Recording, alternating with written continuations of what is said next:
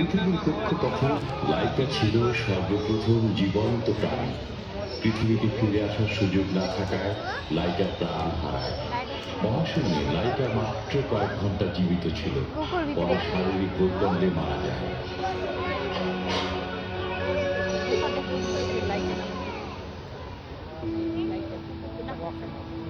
মহাশূন্য থেকে পৃথিবীতে কুকুরের নিরাপদ প্রত্যাবর্তন মহাকাশে মনুষ্য পরিভ্রমণের পথ সুগম করে দেয়।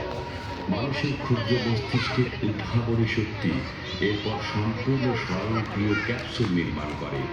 নাম দেয়া হয় বস্তক। এর অর্থ পূর্ব।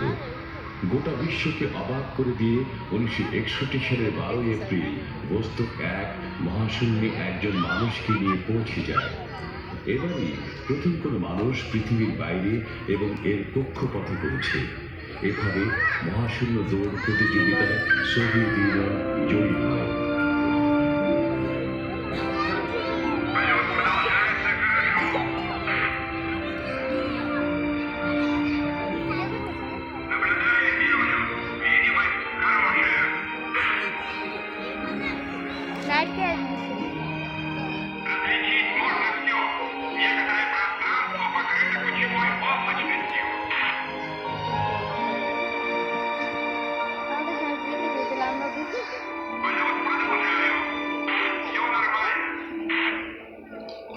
বস্তকের ভেতরে যে মহাকাশচারী তার মৃদু হাসির জন্য বিখ্যাত, তিনি ইউরি অ্যালেক্সেভিচ গ্যাগারিন।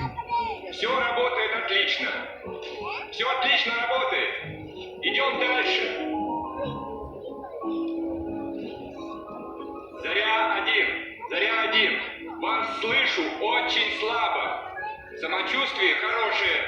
Настроение бодрое. Продолжаю полет. Все идет хорошо. Машина работает нормально. Корабль функционирует нормально. Вижу Землю через иллюминатор взора.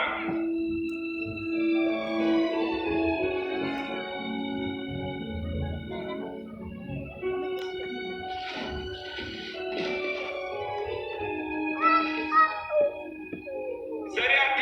Какие параметры моей траектории? Привет,